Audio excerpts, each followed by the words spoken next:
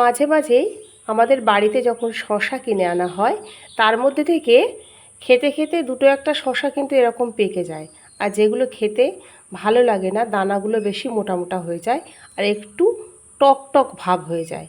সেই জন্যে সেই শশাগুলো আমরা ফেলেও দিই। কিন্তু সেই শশা দিয়েও যে একটা সুন্দর রেসিপি বানানো যায়, আমি আজকে সেটাই বানিয়ে দেখাবো। নমস্কার বন্ধুরা, রিমি পুতুলের রান্নাঘরে সবাইকে স্বাগত। আজকে আমি বানাবো পেকে যাওয়া শশার অনন্য স্বাদের একটি রেসিপিটি সম্পূর্ণ নিরামিষ। পুরো ভিডিওটি দেখতে থাকুন কিভাবে বানাই শশার এই রেসিপিটি। প্রথমেই শশাগুলো আমি ভালো করে ধুয়ে নিয়েছি।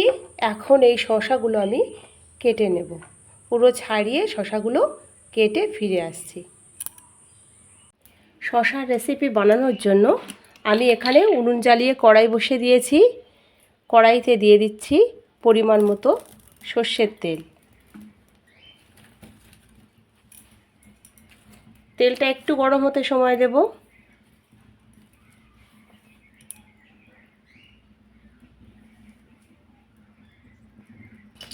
তেলটা গরম হয়ে গেছে, এবারে ফোড়নে দিয়ে দিচ্ছি গোটা জিরে, দিয়ে দিচ্ছি একটা তেজপাতা আর একটা শুকনো লঙ্কা। ফোড়নটা কয়েক সেকেন্ড এইভাবে ভেজে নিচ্ছি।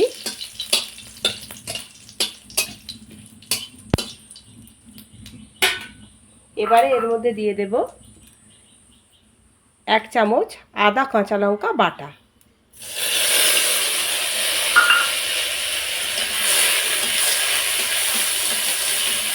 আদা কাঁচা লঙ্কাটাও আমি একটু তেলের উপর এইভাবে কষিয়ে নিচ্ছি।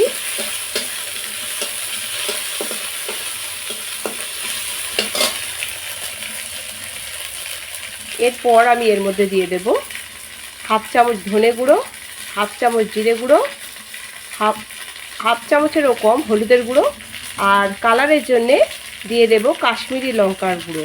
আমি এখানে ঝালের জন্যে কোনো রকমের লাল লঙ্কার গুঁড়ো ব্যবহার করছি না, শুধু কালারের জন্যে কাশ্মীরি লঙ্কার গুঁড়োটা দিচ্ছি। এখন এই উপকরণগুলো দিয়ে দিলাম, দিয়ে একটু কষিয়ে নিচ্ছি। শশার যেহেতু কড়াইতে দিলেই জল বেরোবে, সেই জন্য আমি মশলাটা একটু কষিয়ে নিলাম।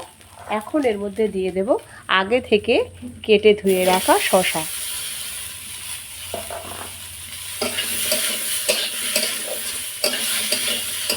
শশাটা এই রকমভাবে আমি এখন কিছুক্ষণ নাড়তে থাকবো। তার আগে এর মধ্যে আমি দিয়ে দেব নুন।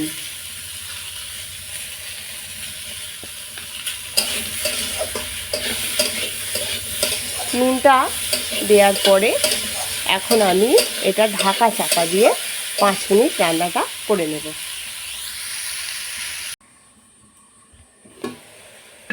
বেশ কিছুক্ষণ ঢাকা চাপা দিয়ে রাখার পরে এখন ঢাকনা খুলে দেখছি শসাটা বেশ অনেকটাই কমে গেছে, আর এর মধ্যে যে জলটা বেরোচ্ছে সেই জলেই কিন্তু শসাটা সিদ্ধ হয়ে যাবে। এই রান্নাটা এখন আমি ঢাকা দিয়ে আরও 10 মিনিটের জন্য করে নেব।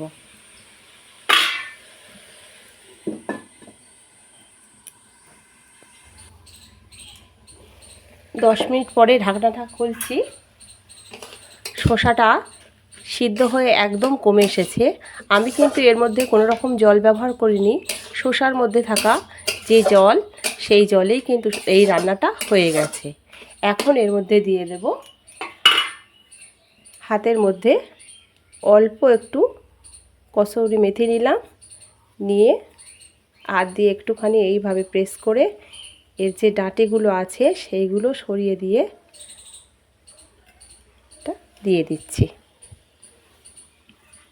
দিয়ে দেব 1 চামচ চিনি, স্বাদটাকে ব্যালেন্স করার জন্যে চিনিটা দিলাম। একদম নিবো উনুনে। এইভাবে রান্নাটা কয়েক মিনিট বসিয়ে রেখে নামিয়ে নেব। তো বন্ধুরা, তৈরি হয়ে গেছে আমার আজকের এই সহজ রেসিপিটি। ভিডিওটি পুরো দেখার অনুরোধ রইল।